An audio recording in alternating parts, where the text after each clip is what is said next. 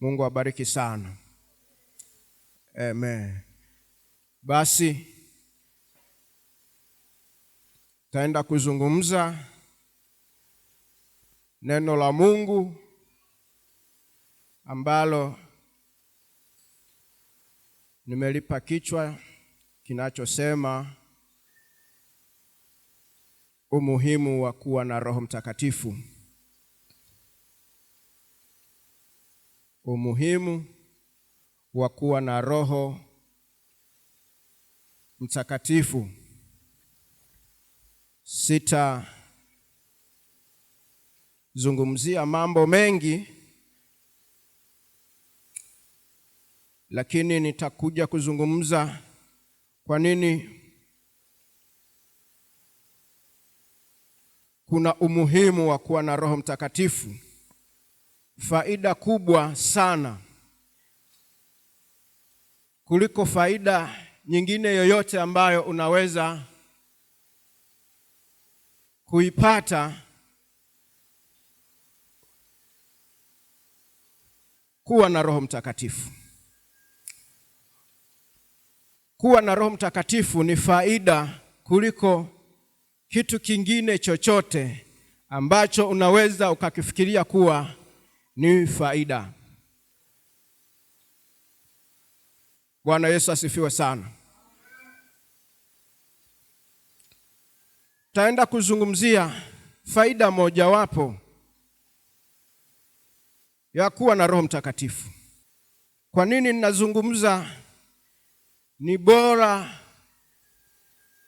kukosa vingine vyote vya faida kuliko kumkosa Roho Mtakatifu? Bwana Yesu asifiwe sana. Bwana Yesu asifiwe.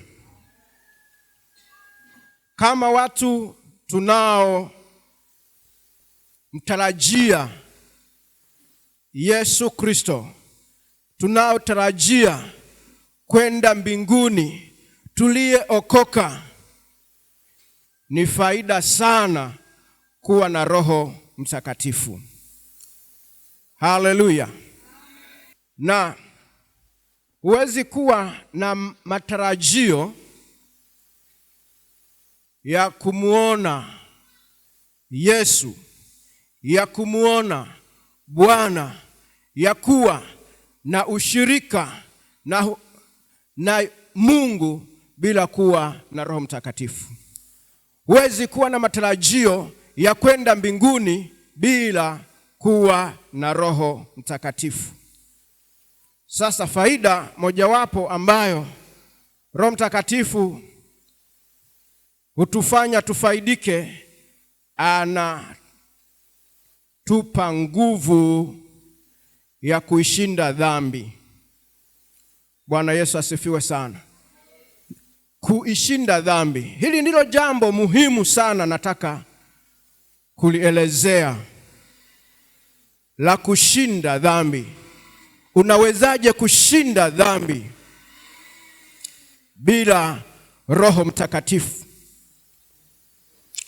Unawezaje kushinda dhambi bila kuwa na huyu Roho Mtakatifu? Haitawezekana. Bwana Yesu atusaidie sana. Nisaidie kusoma waraka wa kwanza wa Yohana sura ile ya 3 na mstari wa 4. Kila atendaye dhambi ni nini? Afanya uasi. Kwa kuwa dhambi ni uasi. Kufanya dhambi, kutenda dhambi, tayari Biblia inatuambia, au neno la Mungu linatuambia ni uasi. Kwa kuwa dhambi ni uasi. Dhambi ni uasi dhidi ya nini? Ya Mungu. Unafanya kinyume na sheria za Bwana. unafanya kinyume na maelekezo ya Bwana. Umetoka kwenye laini, umeenda kando. Maana yake wewe ni mwasi. Unapofanya kinyume na Bwana anavyotaka, unafanya uasi. Uasi ni kufanya yale ambayo yako kinyume na Mungu. Waraka wa Paulo kwa Warumi sura ya 8 na mstari ule wa 9. Amen. Bwana Yesu asifiwe. Bwana Yesu asifiwe. Lakini kiwa Roho wa Mungu anakaa ndani yenu, ninyi hamfuati mwili bali mwafuata Roho. Lakini mtu awaye yote asipokuwa na Roho wa Kristo, huyo si wake. Bwana Yesu asifiwe sana. Unaona, hauko uhusiano na Yesu kama huna Roho wa Mungu. Huna ushirika na Yesu Kristo kama Roho yake haiko ndani yako. Bwana Yesu atusaidie sana.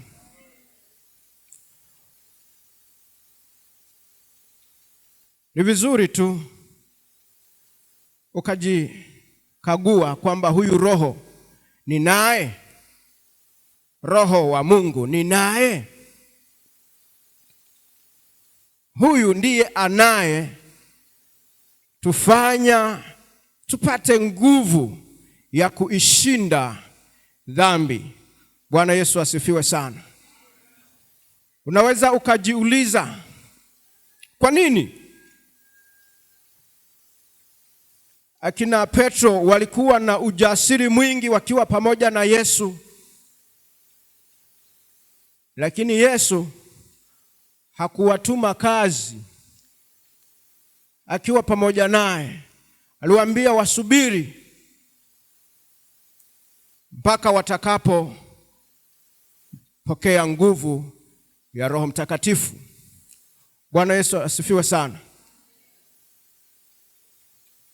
Wakati ule Petro alisikia ana nguvu nyingi hata za kupigana, ila zilikuwa za kimwili, hazikuwa zinatokana na Roho Mtakatifu, hazikuwa zinatokana na Roho wa Mungu.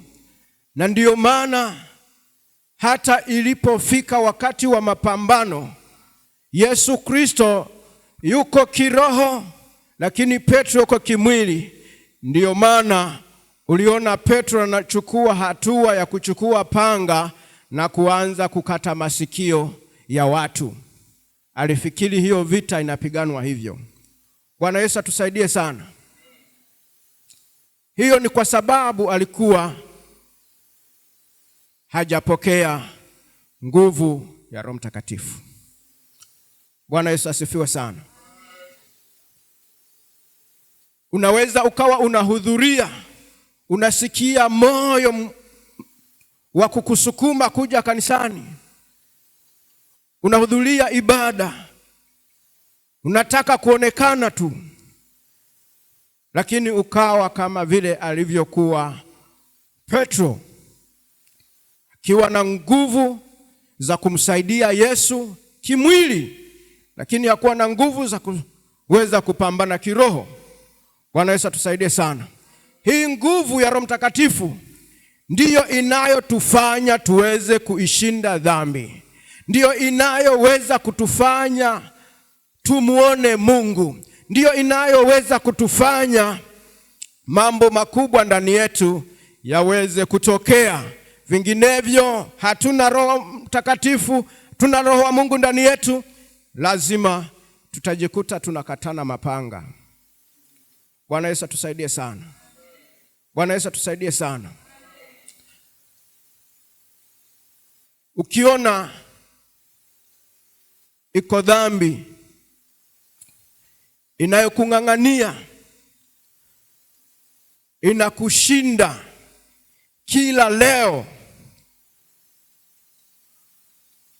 jitahidi sana, jitathmini sana, jikague kwamba nina roho wa Mungu. Wewe si uko hapa na lengo lako si uwe safi ili uje umuone Yesu? Haleluya. Yesu akija uwe tayari kumraki, si ndio? Bwana Yesu asifiwe sana. Si ndilo taraja lako kwamba ninapambana hapa duniani lakini hatima yake niende wapi? Mbinguni. Parapanda ikilia na mimi nifanyeje? Niisikie. Utaisikiaje kama huna huyu roho wa Mungu? Utaisikiaje kama hujatengwa na dhambi? Utaisikiaje kama huna anayekushindia dhambi? Watu wengi wameshindwa kushinda dhambi, wakifikiri dhambi wataishinda kwa nguvu zao wenyewe. Haitawezekana. Bwana Yesu atusaidie sana. Siku zote tunaimba hapa, hatuwezi bila lakini kwa Mungu tunafanyaje?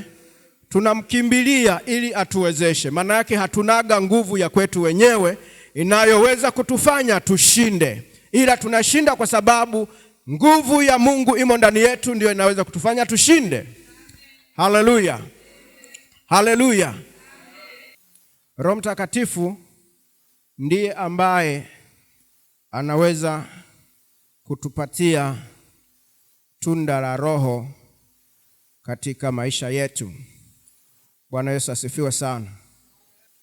Roho Mtakatifu ndiye anayeweza kutupatia tunda la Roho. Utasema mbona hili ninalijua?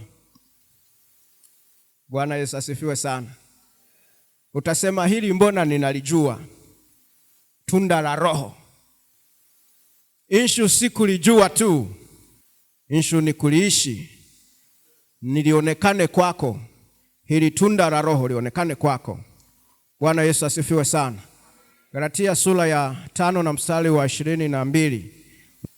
Lakini tunda la Roho ni furaha, amani, uvumilivu, utu wema, fadhili na kiasi.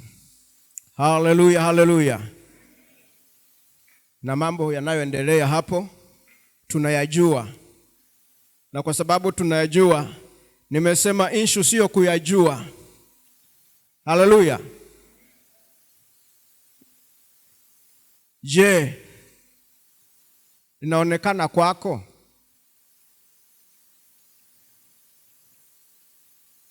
Tunda la Roho ni nini? Jambo la kwanza tumeona ni nini?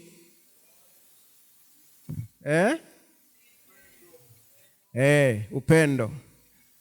Jambo la kwanza ni upendo. Ukijikagua ukaona huna upendo, weka pembeni kwanza. Halafu ukijikagua huna uvumilivu, nini?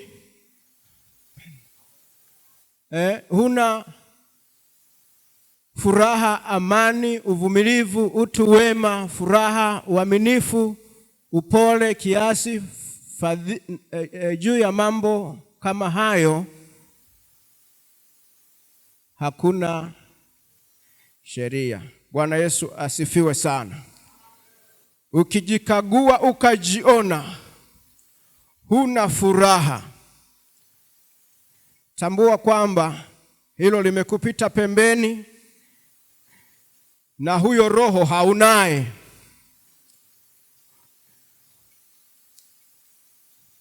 Ukijikagua huna amani,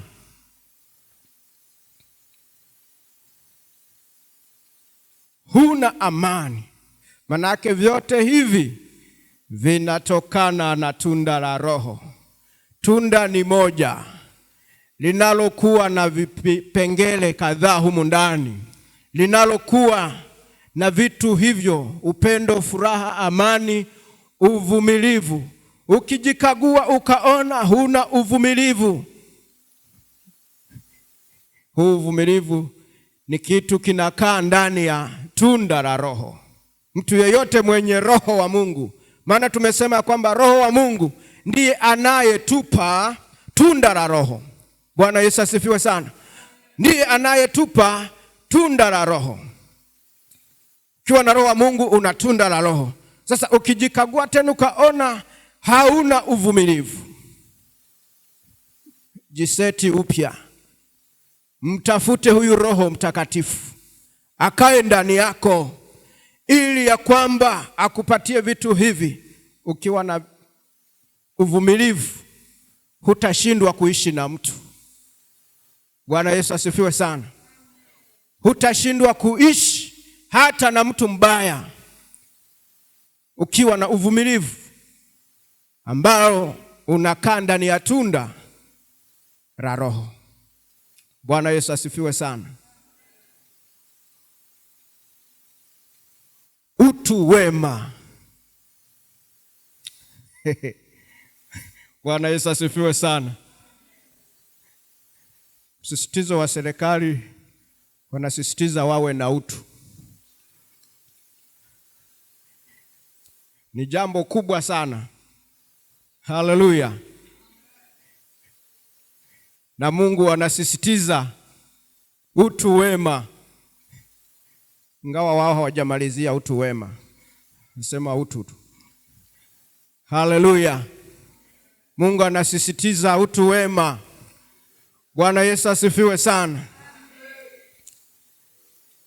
Tutakujua ya kwamba una Roho Mtakatifu ukiwa na utu wema. Mtu mwema hagombani. Mtu mwema ni baraka. Mtu mwema kila mtu anamkimbilia. Mtu mwema anavutia. Haleluya. Ukijikuta hauko hivi, jikague. Una haja ya kufanya, una kitu cha kufanya, una wakati wa kumtafuta Roho Mtakatifu akupe tunda la Roho. Roho Mtakatifu ndiye anayeweza kukufanya kushinda dhambi. Ndiye anayeweza kukufanya kushinda dhambi. Kukosa utu wema utalazimika kufanya dhambi. Haleluya. Kukosa uvumilivu utalazimika kutenda dhambi. Si ndio? Kwa hiyo kama huna Roho Mtakatifu, hivi vitu vilivyotajwa hapa ni vingi. Utakuwa huna fadhili, huna uaminifu. Kijikuta huna fadhili, huna uaminifu, ni matokeo ya kutokuwa na Roho Mtakatifu. Unapokosa fadhili, maana yake wewe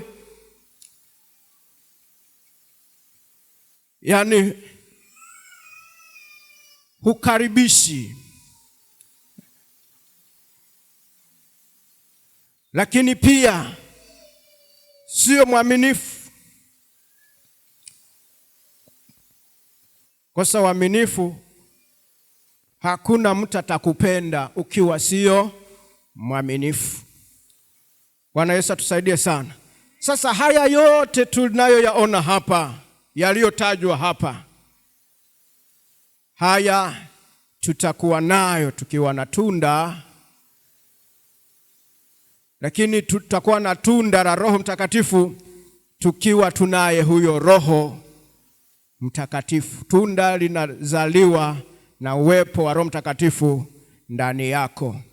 Haya ni mambo ambayo mtu aliyempokea Roho Mtakatifu anapaswa kuwa nayo. Hiki ni kioo cha mtu kujipima. Mtu anaye kwenda mbinguni, hiki ni kioo cha kujipima. Bwana Yesu asifiwe sana. Bwana Yesu asifiwe sana. Unaona, kuna dhambi imekung'ang'ania. Mhitaji Roho Mtakatifu akusaidie. Bwana Yesu asifiwe sana. Hakuna namna nyingine ambayo tunaweza kushinda dhambi katika maisha yetu ikiwa kama hatutaki kuwa na Roho Mtakatifu. Haleluya, haleluya. Katika Galatia sura ya 9 na mstari wa sura 5 na mstari wa 16 anasema, basi nasema enendeni kwa Roho, wala hamtazitimiza kamwe tamaa za mwili. Enendeni kwa Roho, wala hamtazitimiza kamwe tamaa za mwili.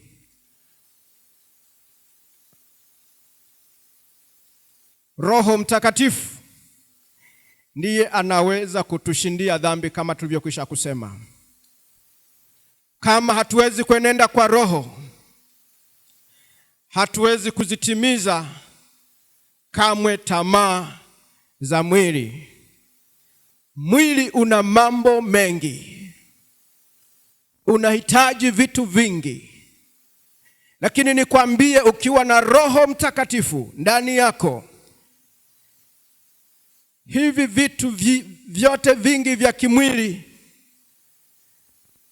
vitapoa na vitalala kama vimemwagiwa maji ya baridi, ikiwa kama una Roho Mtakatifu ndani yako. Watu wanaweza wakajiulize, hivi inawezekana kweli mtu akaishi bila dhambi?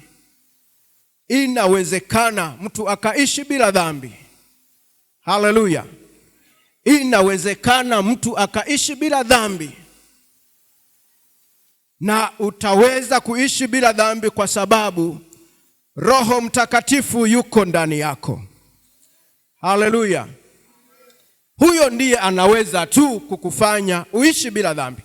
Vinginevyo hautaweza, na mimi nakubali kwamba hutaweza kuishi bila dhambi kama huna Roho Mtakatifu. Lazima kikosa Roho Mtakatifu, mwili utakuhimiza, maana umesema enendeni kwa Roho. Kama hutaenda kwa Roho, naambiwa kamwe hutaweza kuzitimiza tamaa za mwili, huwezi kuzimaliza. Bwana Yesu atusaidie sana. Huwezi kuzimaliza kwa sababu mwili utainuka tu ukihitaji mambo mengi, na wala hakuna kitu cha kufanya ushinde kuamka kwa mwili kama hauna Roho wa Mungu anayeweza kukusaidia kushinda dhambi. Haleluya. Bwana Yesu asifiwe sana. Utashindaje sasa kama hauna Roho wa Mungu?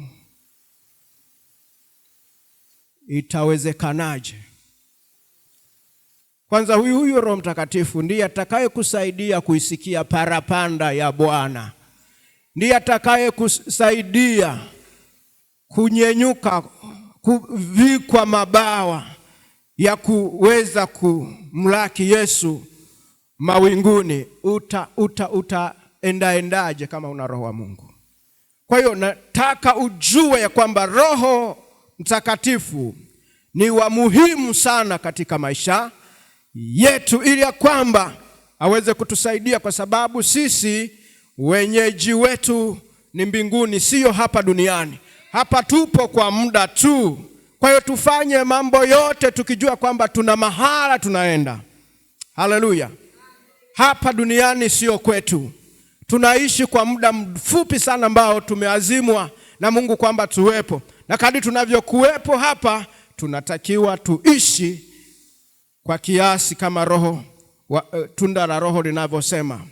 Tuishi kwa kiasi, na kimbia katika mambo yanayo tutaka tuyafanye hapa duniani, lakini pia tunakimbia tukijaribu kuyachuchumilia yale ya mbinguni ili tuweze kuyapata. Haleluya. Bwana Yesu asifiwe sana. Bwana Yesu asifiwe sana. Unaweza ukawa unajiuliza maswali ambayo hata hawa wengine wanajiuliza. Unaweza ukawa uko hapa lakini unajua kabisa kwamba kuna dhambi inanishinda. Kuna mambo yananishinda. Bwana Yesu asifiwe sana. Mimi nikiwa kijana nilikuwa pale Tabora Nzega. Nashangaa watu wengi hasa vijana wa kike wanasema unaweza ukaishi hivi, wewe unaweza kuishi bila mtoto wa kike? Unaweza kuishi bila kufanya uasherati? Inawezekana. Bwana Yesu atusaidie sana. Inawezekana kuishi. Inawezekana kwa sababu nashuhudia nilivyoishi. Bwana Yesu asifiwe sana. Sababu walisema haiwezekani, mimi nikasema inawezekana. Haleluya. Ni namna tu wewe utakavyojiweka. Bwana Yesu atusaidie sana. Dhambi ni uchaguzi. Maisha pia ni uchaguzi. Naweza ukaamua, yani kuamua kuchagua maisha ni kama vile mtu anaweza kapita na viatu vyake au na biashara yake, pengine unaipenda huipendi. Mtu anapita tu hapo na viatu vyake, hujapanga kununua, anapitisha mbele yako, halafu na wewe unaona kwa sababu uwezekano wa kununua upo, unaamua kununua, lakini hukuwa umepanga. Si ndio? Hukuwa umepanga, lakini umepanga wakati huo huo ukachukua viatu ambavyo hujapangilia. Ndivyo navyoweza kuamua tu kwamba huyu binti anayepita mbele yangu sinawezekana. Huyu kijana anayepita mbele yangu sinawezekana. Ukaamua tu ni wewe, lakini inawezekana kumwepuka kwa sababu Roho wa Mungu yuko ndani yako, anakuzuia kuifanya hiyo dhambi. Bwana Yesu asifiwe sana. Mimi nilikuwa nimejipanga hivi ili niishi maisha matakatifu. Mimi nimeanza nikiwa bado kijana mdogo tu kumtumikia Mungu. Nimeanza nikiwa darasa la 5. Nimeanza kuimba nikiwa darasa la 5. Nimebatizwa nikiwa nimemaliza darasa la 7 mwaka 90. Lakini nimebatizwa nikiwa niko kwenye huduma. Bwana Yesu asifiwe sana. Wakati nabatizwa mimi ndipo nilipompokea Roho Mtakatifu. Na nilijikuta nina hofu ya kutenda dhambi isivyo kawaida. Nimeishi katika maisha ya kumtafuta Mungu. Kokote nilikoenda. Nilienda kufanya kazi ya house boy. Kijiji kimoja kinaitwa Bitale kwa matajiri fulani ambao walikuwa ni matajiri wa kijiji. Kinadongwe. Nimefanya kazi. Nimechunga mbuzi, nimekata migazi. Yaani kuna siku nilikuwa naenda kuchunga mifugo yao. Michikichi ya. Kwetu Kigoma tunaita migazi, ila Kiswahili ni michikichi.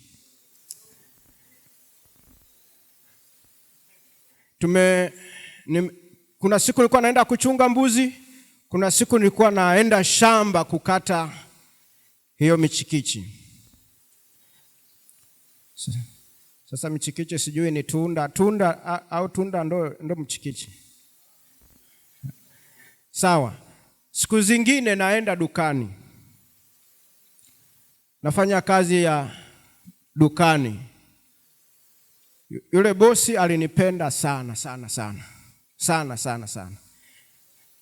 Lakini kitu cha kwanza nilipofika nilichokifanya, nimwambia bosi wangu, mimi niko hivi. Maana yake nimeokoka. Sasa kumbe yeye naye ni mzee wa kanisa. Lakini pamoja na hivyo, unaweza kukuta mzee wa kanisa ni mzee wa kanisa tu, lakini kwenye mambo yake najikuta yuko vingine. Lakini nikampa utaratibu kwamba mimi niko hivi na hivi na hivi. Huku nilikuwa naimba kwaya. Kwa hiyo mimi nitatamani nipate nafasi ya kuimba. Niendelee kumwimbia Mungu. Lakini nitatamani nipate nafasi ya kwenda kanisani. Mzee alinikubalia. Ingawa siku zingine alikuwa ananikatalia. Lakini alinikubalia, nikaendelea. Nilikuwa naimba kwaya pale. Bwana Yesu asifiwe sana. Nimetoka hapo, niko vizuri tu. Nilipotoka alisikitika sana kwa sababu nilimfaa. Bwana Yesu asifiwe sana. Yaani nilimfaa, aliona kama katembelewa na Yusufu. Mambo yake yalikuwa yanaenda vizuri. Lakini pia mpaka anakufa huyo mzee, amekufa na nitamani. Haukuwa mti mfupi, ulikuwa mrefu sana. Ulikuwa ni zaidi ya hili kanisa kule juu. Niko huko juu, nikakutana na nyoka. Na nyoka ndo tunaangaliana hivi, amesimama hivi ananiangalia. Sina namna, nikisema nitaruka chini nitakufa. Uzuri sasa lile panga unaloenda kukatia yale madude yananolewa kweli kweli. Yananolewa huku na huku, yani pande zote mbili. Yani ukifanya hivi linakata, ukifanya hivi linakata. Yani sikutaka, nilibana pumzi ili nisitikisike. Sababu nilikuwa najua namna ya upigaji picha, ili utoe picha kadri ulivyoipima, inabidi ubane pumzi usitikisike. Nasikia hata wanaopiga risasi wanafanya hivyo, wanabana pumzi pia ili kulenga shabaha. Bwana Yesu asifiwe sana. Maana yake nilimbania kwenye ule mti tu, nilifanya hivi tu. Yaani nifanya hivi alafu nikatoa hivi. Maana yake kichwa chini, juu likabaki likiwiliwili. Lile nyoka kubwa alikuwa ni kobogo wanasema. Kwa hiyo yule mzee alitetemeka sana. Alipoona lile linyoka liko kule chini, lile kichwa lile liko chini na lingine liko linajiviringisha huku juu. Alichanganyikiwa, kanipa zawadi baada ya kushuka salama. Bwana Yesu asifiwe sana. Lakini nilitoka hapo nikaenda Nzega. Ile Nzega mabinti ndio walikuwa wamenichangamkia sana. Maana yake ni level ya kuoa, ni level ya kufanya chochote ambacho ni raha ya vijana, ni kwa level hiyo.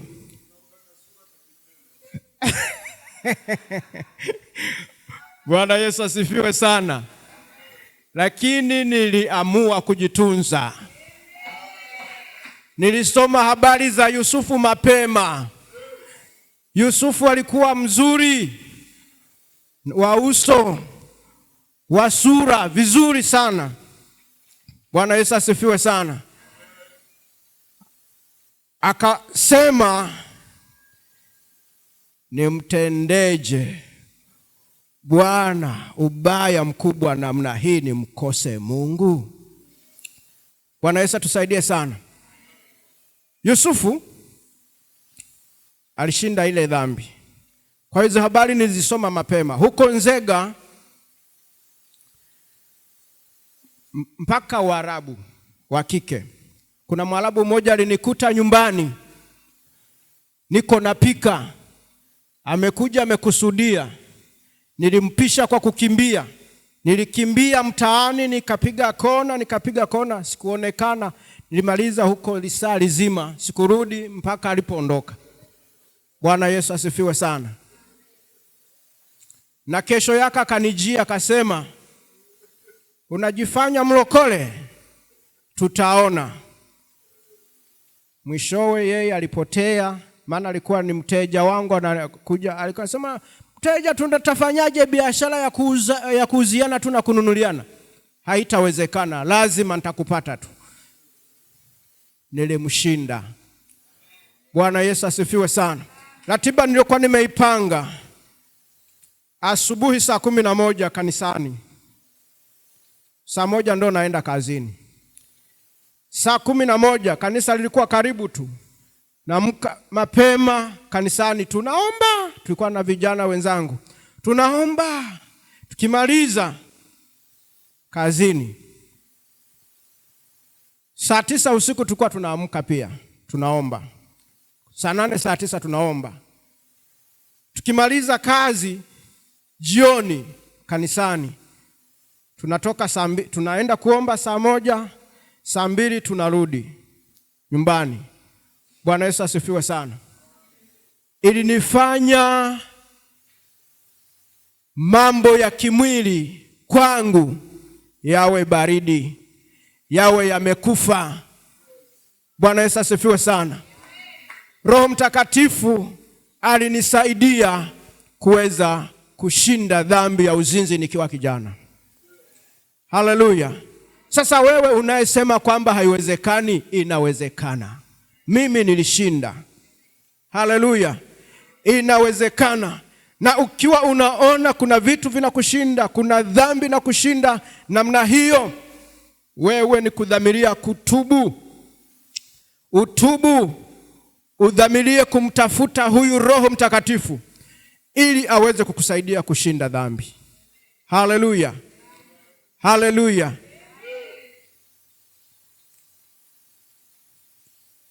Unaweza usielewe, lakini kama utadhamiria kuwa na Roho Mtakatifu, inawezekana na ukaelewa pia. Haleluya. Unaweza ukajiuliza, nitafanyaje ili kumpata huyu Roho Mtakatifu? Bwana Yesu asifiwe sana. Nisomee Injili ya Yesu Kristo kama ilivyoandikwa na Mtakatifu Yohana, sura ile ya 7 na mstari wa 37 mpaka 39.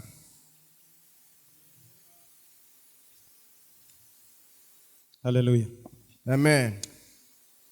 Injili ya Yesu Kristo kama ilivyoandikwa na Yohana Mtume, sura ya 7 mstari wa 37 inasema, hata siku ya mwisho, siku ile kubwa ya sikukuu, Yesu akasimama, akapaza sauti yake akisema, mtu akiona kiu na aje kwangu anywe. Aniaminie mimi, kama vile maandiko yalivyonena, mito ya maji yaliyo hai itatoka ndani yake. Na neno hilo alilisema katika habari ya Roho, ambaye wale wamwaminio watampokea baadaye, kwa maana Roho alikuwa hajaja, kwa sababu Yesu alikuwa hajatukuzwa. Amen. Amen. Bwana Yesu asifiwe sana. Bwana Yesu asifiwe sana. Hapa naenda kumaliza. Ni vigumu sana kumnywesha mtu maji kama hana kiu. Bwana Yesu asifiwe sana. Lakini Yesu amesema hapa, mtu yoyote akitaka kufanyaje?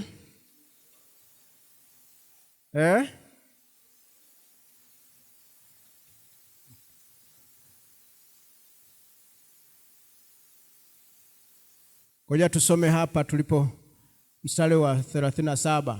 Hata siku ya mwisho, siku ile kubwa ya sikukuu, Yesu akasimama akapaza sauti yake akisema, mtu akiwa na kiu na aje kwangu anywe.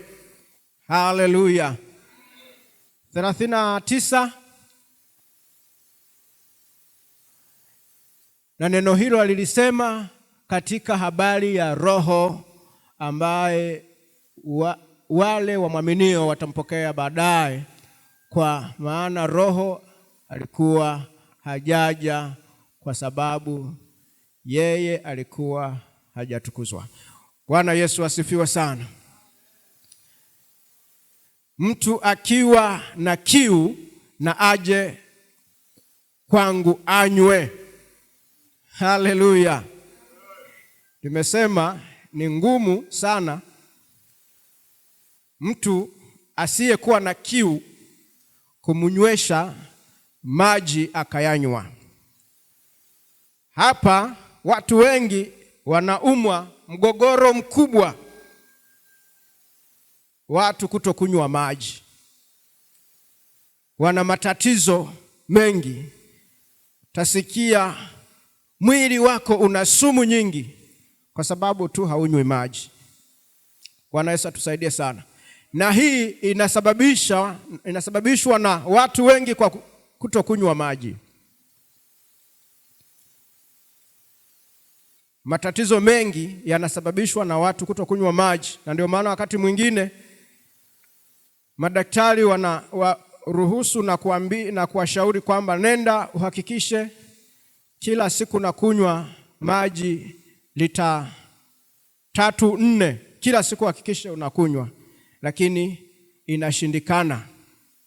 Pamoja na masharti hayo, inakuwa ngumu kumnywesha mtu maji asiyoyataka. Bwana tusaidie sana. Kimng'ang'aniza atapata haja za mara kwa mara. Yaani kimng'ang'aniza kanywa maji haraka haraka, kama huamini waulize wale wanaoenda kufanya ultrasound. Wanalazimishwa maji ili waende kujisaidia. Na maji yakiwa mengi, yani usikii kuyanywa, ukayanywa, maana yake yanapitiliza. Ndio maana Yesu anasema mtu akiwa na kiu na aje kwangu na anywe. Haleluya. Mtu akiwa na kiu, jikague hapo ulipo. Una kiu?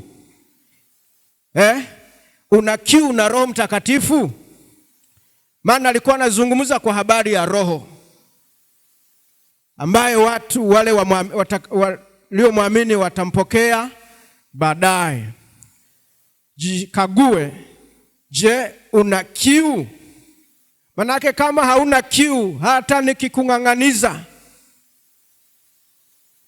mara nyingi tunawalazimisha nena. Una kiu? Bwana Yesu tusaidie sana. Kama hauna kiu ni vigumu, lakini Yesu amesema mtu yeyote akiwa na kiu na aje anywe. Bwana Yesu asifiwe sana. Jitahidi kutafuta kiu ndani yako ili upate kuwa na shauku ya kunywa haya maji. Mpate Roho Mtakatifu. Huyu ndiye atakaye kusaidia kuweza kuishinda dhambi. Haleluya. Ndiye atakaye kusaidia kuweza kuishinda dhambi. Na ni lazima pia utafakari faida ya Roho Mtakatifu. Kama ninavyozungumza, kama Roho Mtakatifu ndiye anayetusaidia kuweza kuishinda dhambi, ni lazima uone faida hii, ndipo uwe na kiu ya kuweza kumtafuta Roho Mtakatifu. Bwana Yesu asifiwe sana. Utafakari pia na hasara ambazo unaweza kuzipata kama hauna Roho Mtakatifu. Maana yake wewe utakuwa wa kuanguka, ugomvi kwako, majungu kwako, umbea kwako, dhambi yoyote inayokushinda itakushinda kwa sababu humtaki Roho Mtakatifu. Lakini Roho Mtakatifu kimtaka, atakupa tunda la Roho, halafu wewe utakuwa na upendo, utakuwa na furaha, utakuwa mtu mwema, utakuwa mvumilivu kwa yule ambaye anakusumbua, utakuwa mvumilivu kwa yule ambaye anakutesa, wewe utakuwa mvumilivu unapokuwa na tunda la Roho. Haleluya, haleluya, haleluya. Mambo mengi yanashindwa kwenda kwa sababu huna Roho Mtakatifu. Kwa Roho Mtakatifu ni wa kuhakikisha unampata ili aweze kukusaidia. Kuwa na kiu, halafu njoo kwa Yesu unywe, atakusaidia. Roho Mtakatifu atakuwa kwako na atakuwa msaada kwako katika mambo mengi. Mungu akubariki sana. Mungu akubariki na haya uliyoyasikia. Amen.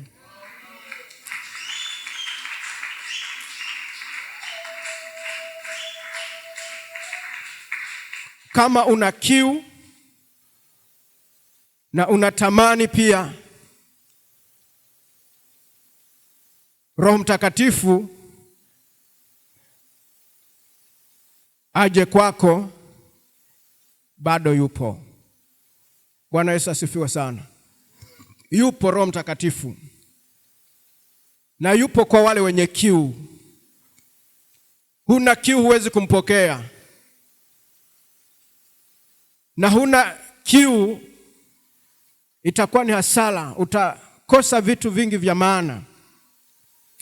Kwa sababu utakapompokea ndiye atakayekupa nguvu ya kuweza kushinda dhambi. Dhambi inawezekana kuishinda ukiwa na Roho Mtakatifu.